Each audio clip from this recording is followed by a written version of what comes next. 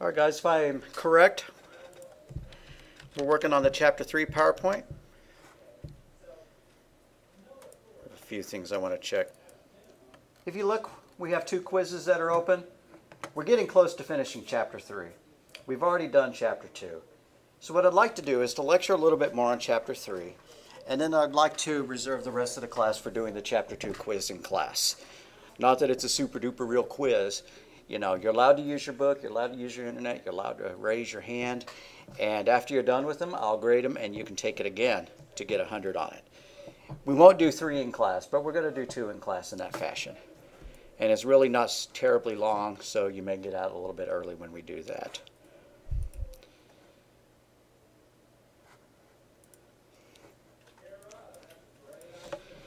So compound assignment. You can assign a variable, you know, like this. Int x is equal to 200. That's an assignment.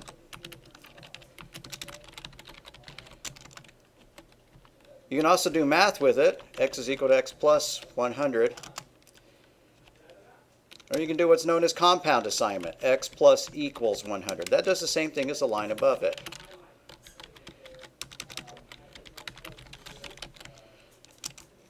So there's actually 3 ways of adding the number 1.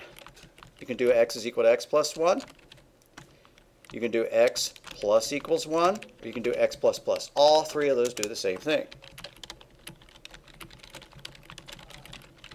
And honestly, there's a 4th way. You could do this, plus plus x. Why is there a difference between those 2? If the plus plus prefixes the variable, it means it's the very first thing that happens in that line. If the plus plus follows the variable, if it's a postfix, a suffix, then it means it's the very last thing that happens on that line. If it's the only thing that happens on that line, it just flat out doesn't matter. But I'll give you an example of that. Say we have x is equal to 100, and then we have y is equal to plus plus x. The prefix version of the increment means that's the very first thing that happens. So x is equal to 100. That adds 1 to it. So now x is equal to 100.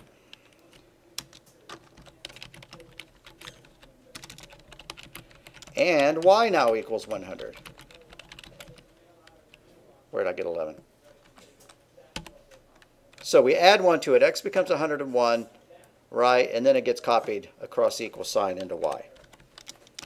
But what if we do it the other way? X is equal to 100. Y is equal to x plus plus. That's the postfix version of it, the suffix version of it.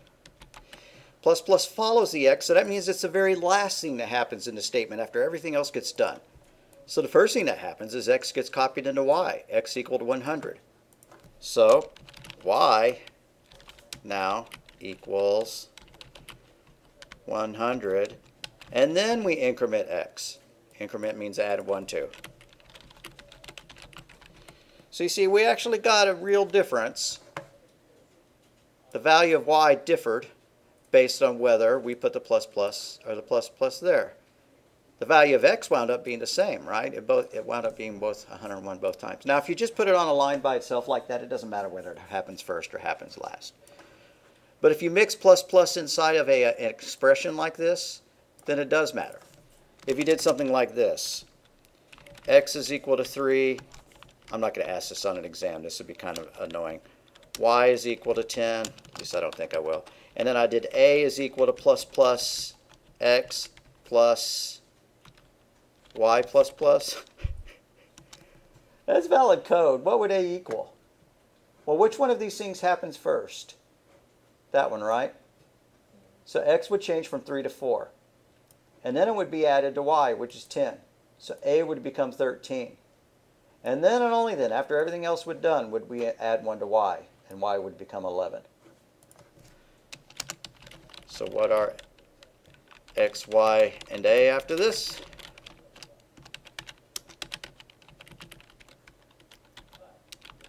A is 14, x is 4, no, y is 11. Yeah, I believe that to be correct.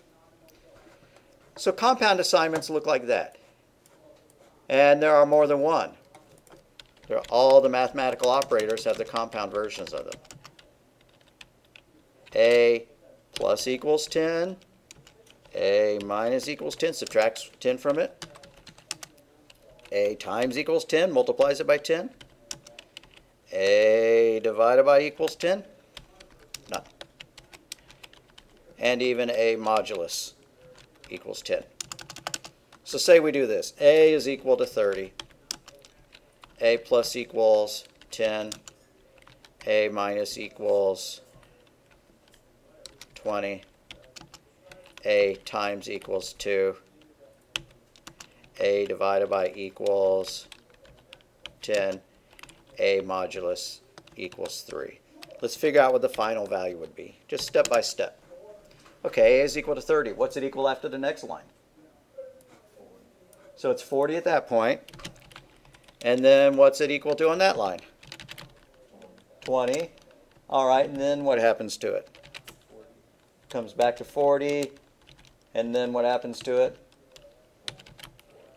Rolls down to 4. And then if we divide by 3 and take the remainder, we get 1. Right, okay. So that would be the final value after all that stuff. Then if we just, for grants, throw on a final A++ and an A minus, you know, that'd bump it back up to 2 and then to 1 again.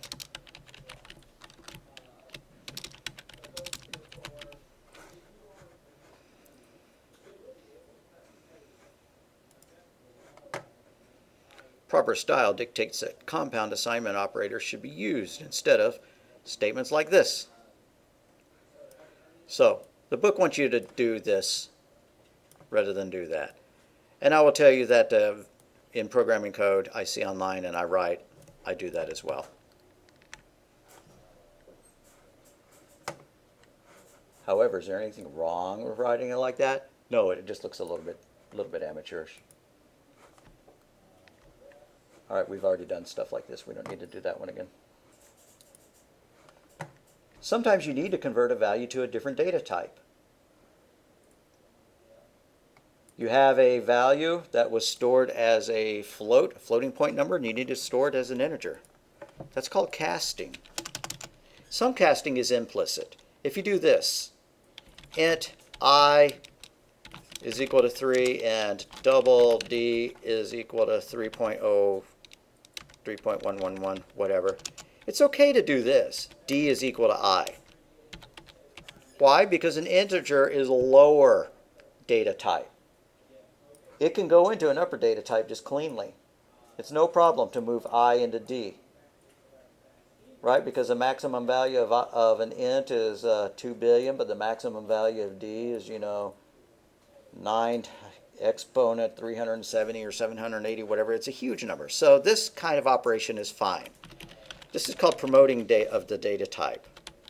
This is an implicit cast.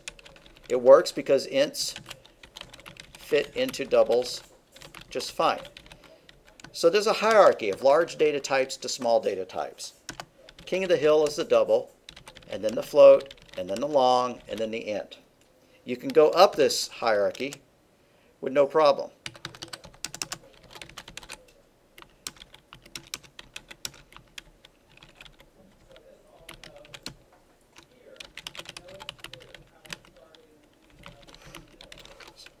So that can be called promoting. Some textbooks call it promoting. So sure, can you copy I into D? Yes. I is equal to D. Is that going to work? No, it's not. Even if it seems like it would. Even if I did this, D is equal to 10, I is equal to D. Well, 10 ought to fit into an integer just fine, right? No, the computer, the language doesn't care, because what if D equaled 10 to the exponent of 250? Is that going to fit into an int? No. And so when the computer compiles the code, it doesn't know what you're going to be storing in D. It doesn't know whether it's going to fit into an int or not. It doesn't know whether there's going to be a fractional part that might get lost if it got rounded down. So it just doesn't allow that to work. This would not compile, regardless of whether we had 10 or 10 exponent 250. So you have to tell it, oh, I really do want you to store it. I swear that I know what I'm doing, and I want you to put that in an integer. So this is called casting. or typecasting. Not typecasting as in if you play Spock, you have to play Spock for the rest of your life. Typecasting means like you take iron, you melt it, and you cast it in a different form. So this is taking the data that's here and casting it in a different form to fit into an integer. Sometimes that works great. It has to be rounded down because it has to be rounded to a whole number, right? But sometimes it doesn't work great. Sometimes you get data overflow. Have I demonstrated data overflow yet? Where we put a number that's too large into it and it winds up being a negative number. Okay, so yeah, you can get data overflow, so you just need to have a feel for whether that number should have been converted in the first place.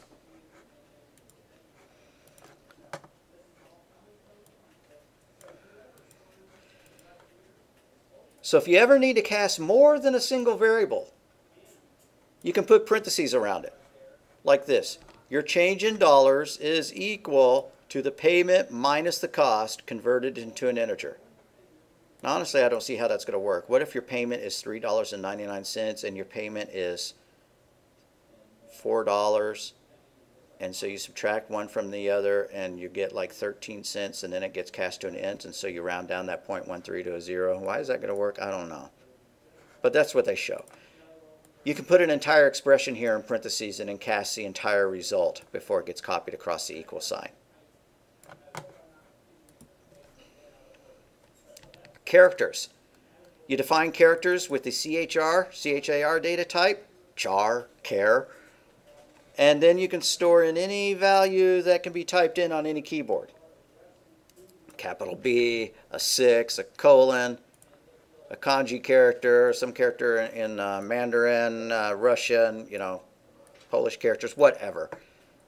But there can be one and only one character, and it's between single quotes.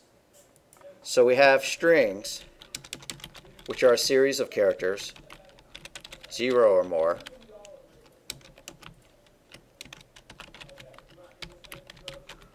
between double quotes, and then you have a character, which is precisely one character between single quotes.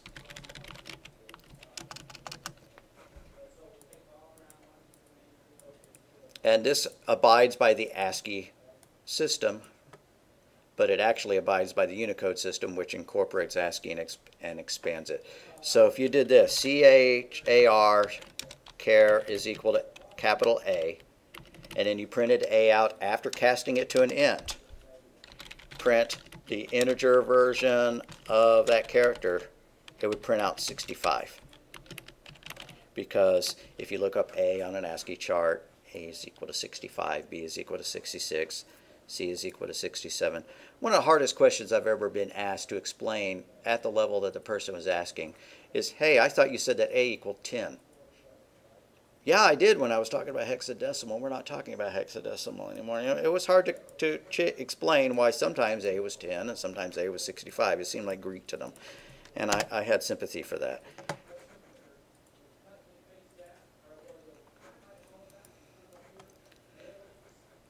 So, 3 variables, first, middle, and last. First we assign M, middle we assign L, last we assign K, and then we print them out. Hello, first plus middle plus last, it would print out MLK. Then there are the special characters. \n, \t, double quote, single quote. I'm having deja vu because I've taught this same slide in about 4 different languages in the past week. Did I do this for y'all? I'm not seeing a lot of nodding heads. So, say we did this. Print, system.out.print, hello, \n, there. And I'm going to put a space there after it, although it's not strictly necessary. And a space there. What would that print? That would print hello, followed by a space, and then the /n would go to the next line, and then it would print there, like that. Why did I put a space there? Because I had a space there. This is what's known as an escape sequence, or an escape character. The \ means don't treat that like a normal character. Don't print it out as an n. This is really something else. And what is that something else? It's a new line. There are other escape characters too, escape sequences. Print hello \t there. \t stands for tab. So when it printed it out, it would print hello tab there, like that. Now tabs are not really a good way of formatting data, because I don't know if you've ever played with tabs, but sometimes you hit a tab and it goes here, but the next time you hit a tab, because you typed a little farther, it goes, you know, further over and things like that. They can be a primitive way of adding spaces, but we'll find better ways. So there's /n, there's /t, but then there's some other ones. What if we did this? Print, my name is Slim Shady, because I'm stuck in the 90s. Here we go. That's not going to work. The reason that's not going to work is because the way the computer looks at it is, okay, you have a quote here. You're starting a string, aren't you? I know what to do with a string. Ah, I found the end of your string now. And then, whoa, all of a sudden I'm hitting words that I don't know what they are because they're not part of the string. So if you have double quotes embedded in the middle of something that you need printed, that's a problem, because the double quote is the same character that marks the beginning and the end of the string, so it can't appear in the middle. What you have to do is make them escape sequences like that. So when you printed it out, it would say, my name is, quote, Slim Shady, like that. If you did the same thing with apostrophes rather than double quotes, like that, then it would print out, my name is, single quote, Slim Shady. Now, do you strictly need to do that with single quotes? No, because that would work just fine. Why? Because we have an open double quote, and the whole thing is enclosed in double quotes. It's just when it finds another double quote in the middle of the string that it goes nuts, that it won't compile. So we didn't need to do that, actually. But I'm going to leave them in there. And then there's a couple more. So we've seen /n, new line. We've seen /t, which means tab. We've seen /double quote, /single quote. There's one more, //. What this one means is, oh, this is a special character. Haha, faked you out. It really is just supposed to be a backslash. Why do you need that? You know, a drive path looks something like this. C:\/ user Nathan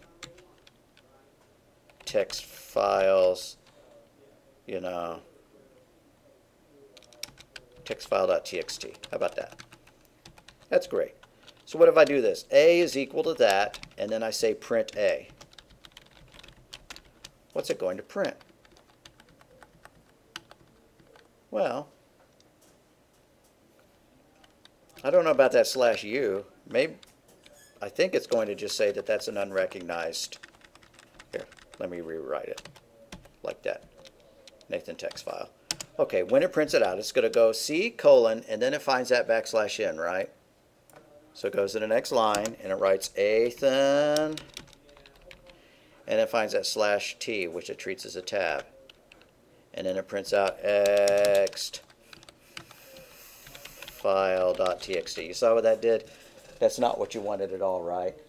So instead, you would encode it in your program like this.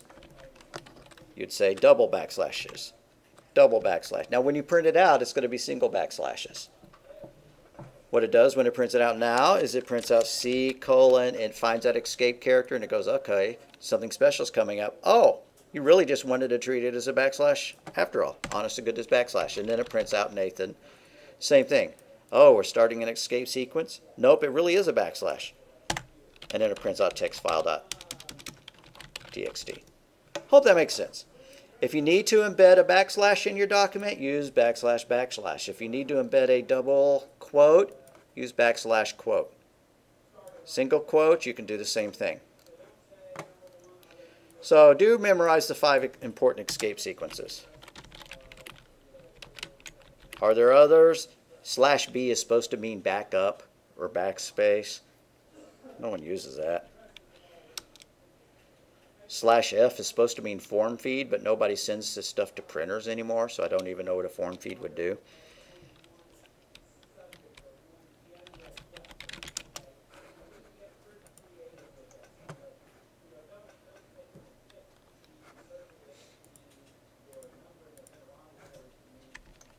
So primitive variables versus reference variables. We'll wind up using the term reference variable a lot.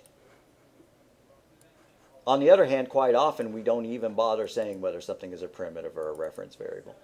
All we need to know is that there are some data types that are pure numbers, and those are called primitives. Primitive variables are pure numbers. Integers, longs, floats, doubles, and chars are pure numbers. Why is a char a pure number? Because it's just a letter, and a letter can be, you can look up on a chart and find out what the number is. And then a reference variable points to an object. What's an object? Well, we don't know yet, but we have used some objects. We've used the scanner class for doing input and output. So if I write this program, int x, print, enter a number, and then I create a scanner, scanner sc is equal to new, scanner system.in, we've done that right. And then I do x is equal to sc.next int. This is a variable, but this is a primitive, meaning all it has is a number in it. Is scanner a primitive? Is all it has is a number? No, a scanner is a very complex object. You can call next int, next float, next double, next long, next boolean. You can call has next int to check to see if there's an integer waiting to be typed in. It's a very complex thing. It's an object. So sc is a reference variable. It references an object. The object is of type scanner. And that'll make more sense later when we start writing our own classes. When we start writing our own classes and creating our own objects. All right, guys, I hope nobody's doing the quiz in advance. Pay attention to me, not the quiz. All righty. So a string is a reference type because a string is actually an object. You might think it's a primitive thing because it's just a series of numbers, but it's also got methods attached to it. The technical definition of a class is data that has functions attached to it. So you can find out the length of that string with a call. So string S1, string S2 says, and I say hello. S1 equals goodbye. S1 now equals you say plus S1. So S1 is turning into you say goodbye. And then S1 is, we tack on a comma followed by string 2, which was, and I say hello, followed by period. So when we print it out, it's going to say, you say goodbye, and I say hello, period. That seems like a bit much. What I really want you to see here, you can use plus sign to add strings together. That's what's important. It's known as concatenation. So if you do this, first is equal to Fred, last is equal to Flintstone, and then you say name is equal to first plus last, and then you print the name. What is it going to print? It's going to print Fred Flintstone. How do I get a space between those two things?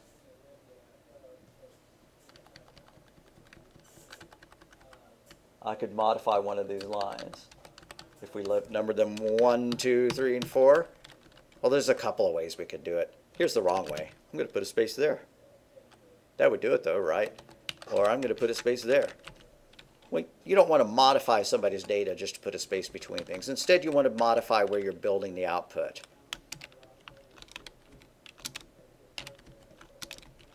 Right, like that. And then when you printed it out, it would say Fred Flintstone. So,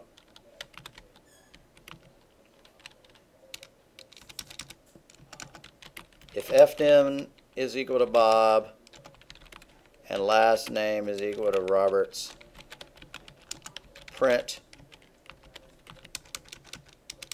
write a print statement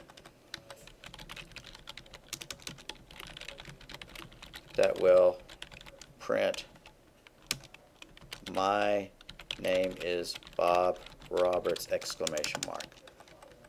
Now, whenever I ask this on a quiz, I don't know if they're being funny and they think that they're going to get away with it. Write a print statement that will print my name is Bob Roberts. I always have one person who does this. Print line, my name is Bob Roberts. Is that what I wanted you to do? No, that's not what I wanted you to do. I wanted you to do it using FN and LN. So I need to write these a little bit more carefully so that people don't do that. But pop open Notepad or whatever. I don't care what you write it in. And just write a print line statement. If you feel like writing a whole thing, system.out.println.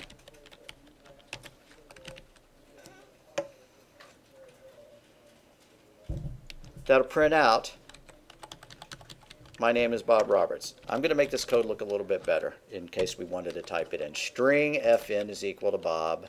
String LN is equal to Roberts. There's all of our semicolons. So what's the key here? The key here is we want a space between those two things, and we want an exclamation mark at the end. That's what makes it difficult, and that's what people always lose a couple of points on the exam.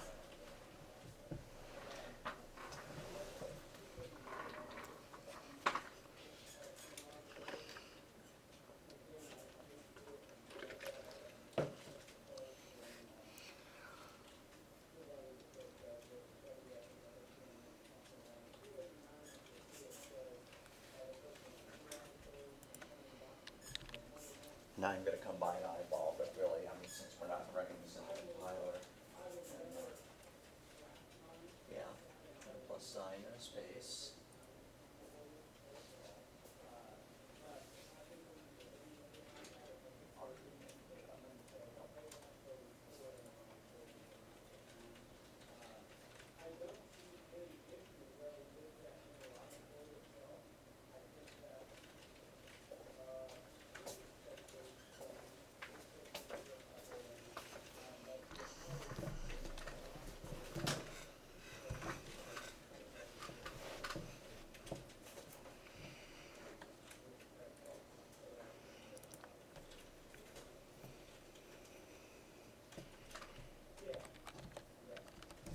All right, so to do that, we'd start off a quote. I mean, you could do it like this, building a variable like that, and then building the whole thing, but instead, I'm just going to do it all inside the print statement. My space, name, space, is, space. I have to put the space there, followed by a plus sign, followed by plus FN, plus LN, except I've already made a mistake. What did I do wrong? Yeah, this is a common test answer right there. Also leaving that out. So if we printed that, it would say, my name is Bob Roberts. Not good enough. Let's go and put a space between the first name and the last name and after the word is. And then we want our final exclamation mark. So one more plus and an exclamation mark. I'm going to take out the word system.out because now it's no longer fitting cleanly on the screen. Okay. Hope that makes sense. I'm going to show you another way of printing that I just want you to kind of tuck away for future reference. You could do this. It's called a formatted print. System.out.printf. And I'm not necessarily wanting you to do this. My name is %s, exclamation mark, \n to go to the next line. And then I would fill it in with my two variables, fn, last in. Looks a little bit different. Now I'm going to get rid of system.out again. What's going on here? These are placeholders that get filled in with first name and last name. So this is called a format string. It formats the data that is going to be passed, and then you pass in the data. And so our format string says that, okay, when we print, we're going to print out my name is, and it's going to have two blank spaces that gets filled in with the first name and the last name. I don't know which one you like better. I like this style better, actually. So at a certain point, I'm going to start winding up typing that, if I haven't already. You're going to start seeing me use more and more of that. Because tacking on a whole bunch of plus signs and quotes and end quotes and more plus signs is kind of for the birds if we have an easier way of doing it. And I think that is an easier way.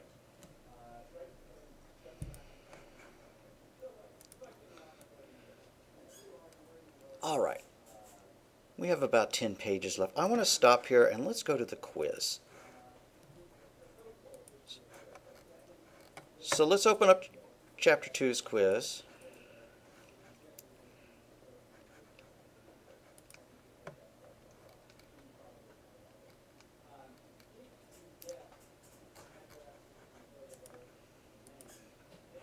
Let's take a look at it.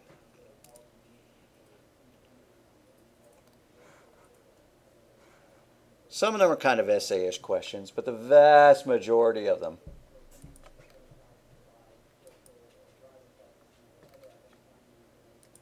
the exam itself is going to be multiple choice and fill in the blank and that kind of true, false, and that kind of thing for the most part. Not much like this one. Okay. Now we haven't really talked about what pseudocode did, but the book did at first.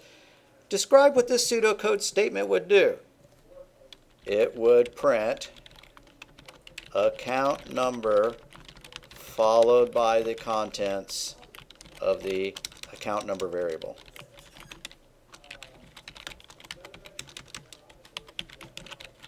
If we wanted to change it a little bit, we could say it would display to the screen. You know, whatever. Doesn't have to be exact.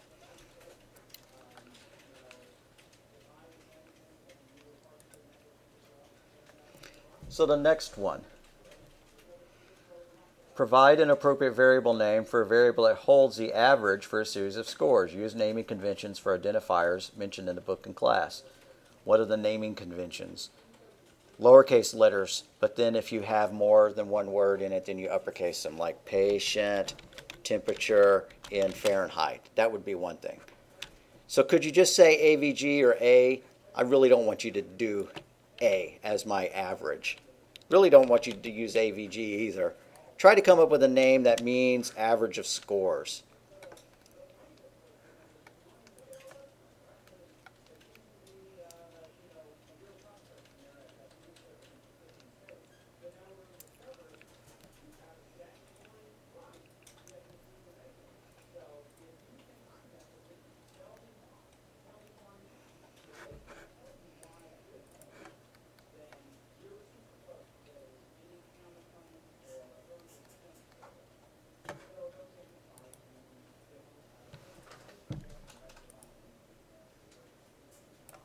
All right, guys, based on the possibility that I forgot to turn the recording back on, what we're doing is writing programs that calculate areas of squares and circles and stuff like that.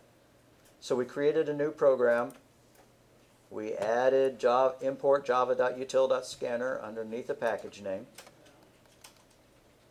And then we put this code in. So pause your recording and type all that in.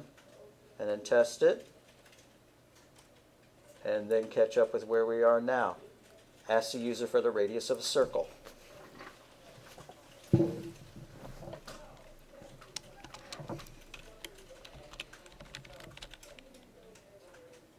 System.out.println. What is the radius of the circle?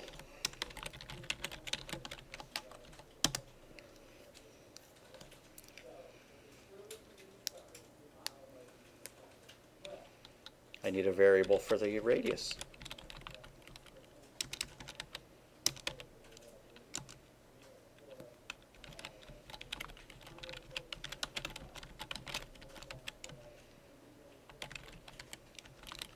And if you don't know the formula for the radius of a circle, it's pi r squared.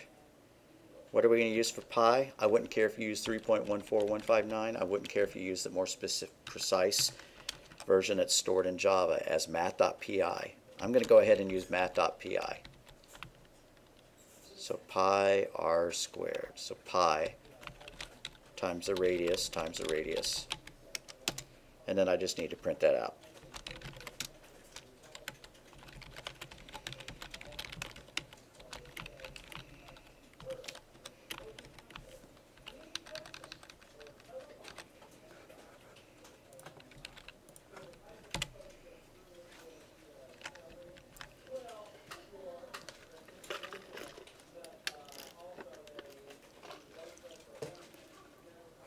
All right, I'm going to test mine. Wander around, make sure your work's good, and make the Dropbox.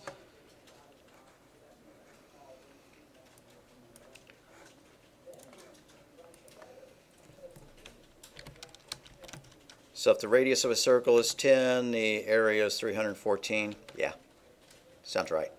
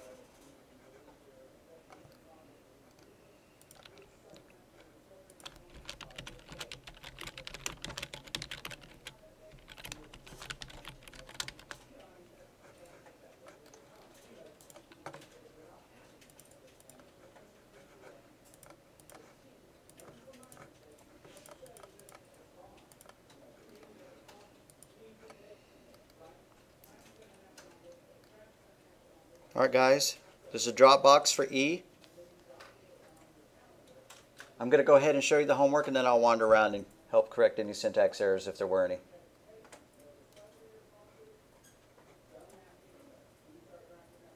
So this is going to be another homework 4. Maybe I ought to call it homework 5. I guess I will. Then I need to change the order of them. This is chapter 3A. What does that mean? It means that there's going to be more than one assignment based on chapter 3. This is the first one. And here are the instructions. Write a program that will prompt the user for 3 values, height, width, and depth of a 3D box. Ask the user what they want to know about the box. 1 for volume, 2 for surface area, and -1 to quit. We didn't do any if statements in this one.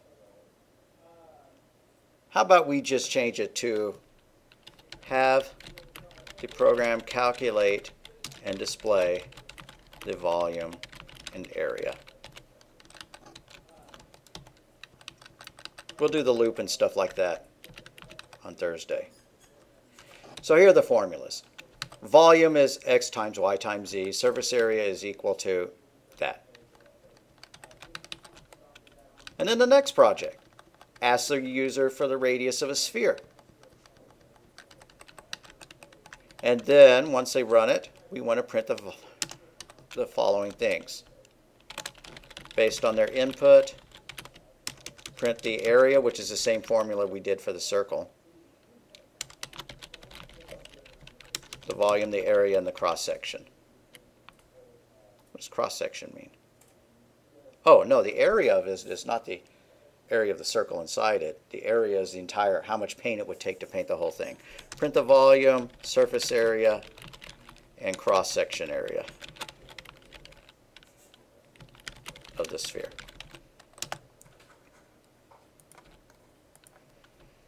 For pi, you can use 3.14159 as shown above, or use math.pi. All right, that makes sense? Those two look pretty easy. They're real close to what we did, right? Except we're figuring out more than one thing. You know, we're making 2 calculations, volume and surface area. Volume and surface area and cross-section. But it's the same idea. I don't care if these are all in one program or in 2 separate programs. You'll get credit either way. All right, are there any questions? Yes, sir. You put the in-class assignment, you didn't put it in with the in-class. Thank you. Let me fix that right away.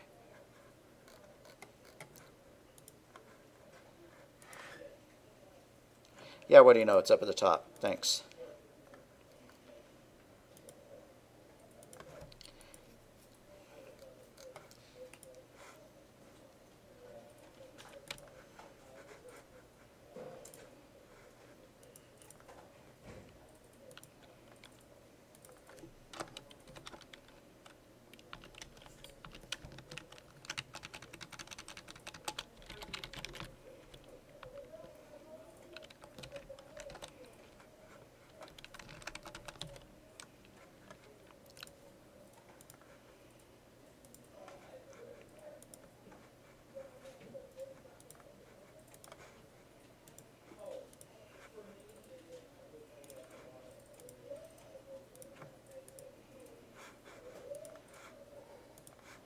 All right, guys, as soon as you get your Dropbox uploaded, we are done for the day.